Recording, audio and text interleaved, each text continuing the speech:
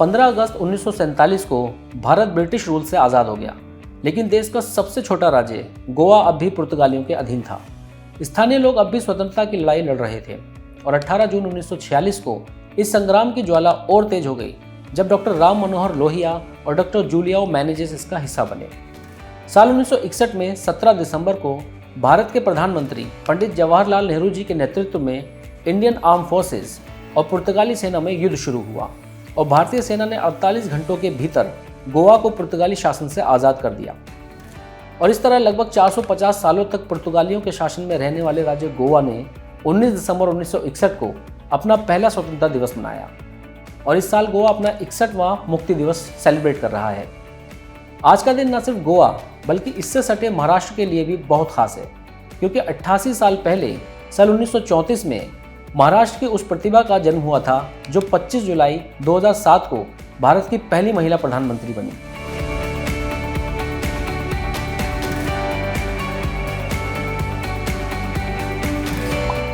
गोवा को आजाद करवाने के लिए भारतीय सेना ने ऑपरेशन विजय शुरू किया और 18 दिसंबर को पुर्तगाली गवर्नर जनरल वसालो दा सिल्वा ने गोवा को आजाद कर दिया।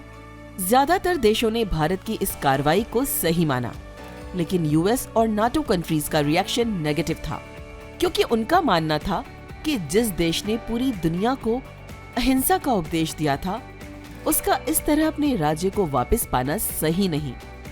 मात्र 3702 किलोमीटर में फैले गोवा को 30 मई 1987 में राज्य का दर्जा दिया गया।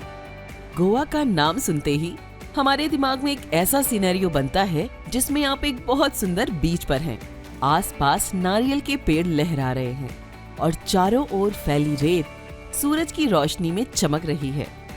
शायद आपको पता हो कि राज्य का ज्यादातर हिस्सा जंगल और पेड़ों से ढका हुआ है, न कि रेत और समुद्री तट से।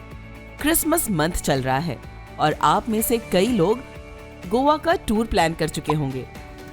Resort, beach, water sports, night life, carnival और ट्रांस पार्टियों के लिए फेमस गोवा आज भारत की टॉप टूरिस्ट डेस्टिनेशन में से एक है और यही कारण है कि भारत के इस सबसे छोटे राज्य की प्रति व्यक्ति आय पूरे भारत में सबसे ज्यादा है।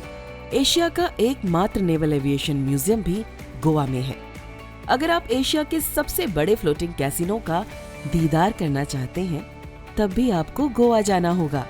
पिछले कुछ समय से पूरे देश में यूनिफॉर्म सिविल कोड सुर्खियों में है, लेकिन गोवा एकमात्र ऐसा राज्य है जहां पहले से ही यूनिफॉर्म सिविल कोड लागू है। राज्य में हिंदू, मुस्लिम और ईसाई सहित सभी धर्मों और संप्रदायों में विवाह, तलाक, उत्तराधिकार जैसे सभी मामलों में समान कानून लागू होता है।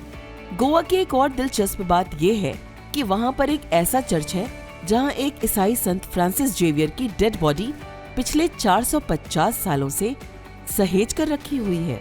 माना जाता है कि इस बॉडी में कई दिव्य शक्तियां मौजूद हैं।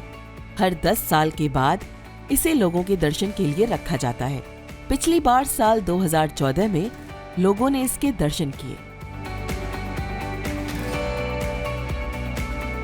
आज का दिन महाराष्ट्र और राजस्थान की राजनीति में अहम रोल निभाने वाली एक शख्सियत की याद दिला रहा है, जो 8 नवंबर 2004 से 21 जून 2007 तक राजस्थान की राज्यपाल रहीं।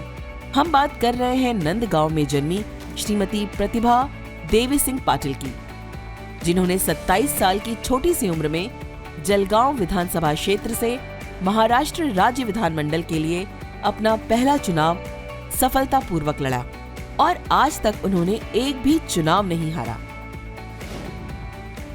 प्रतिभा पाटिल जी के शब्द हैं कि अक्सर हम दूसरों को ब्लेम करने में बहुत तेज होते हैं, लेकिन उस बारे में एक इफेक्टिव और यूजफुल रिस्पॉन्स देने में असमर्थ होते हैं। क्या हमें अपने लोगों की ताकत और अपनी संस्थाओं पर भरोसा नहीं है? भ्रष्टाचार विकास और सुशासन का दुश्मन है, इसका अंत जरूरी है। द रेवोल्यूशन देशभक्त हिंदुस्तानी प्रतिभा पाटिल जी को जन्मदिन की हार्दिक शुभकामनाएं देता है। मैं सिर्फ इतना कहना चाहूँगा कि गोवा की तरह पूरे भारत में सुंदर प्राकृतिक स्थल हैं। अगर सरकार गोवा की तर्ज पर अन्य राज्यों में भी टूरिज्म को बढ़ाने और प्राचीन स्थलों को सहेजने का प्रयास करती है, तो निस्संदेह उन राज्यों में भी टूरिज्म आय का एक बड़ा जरिया बन सकता है।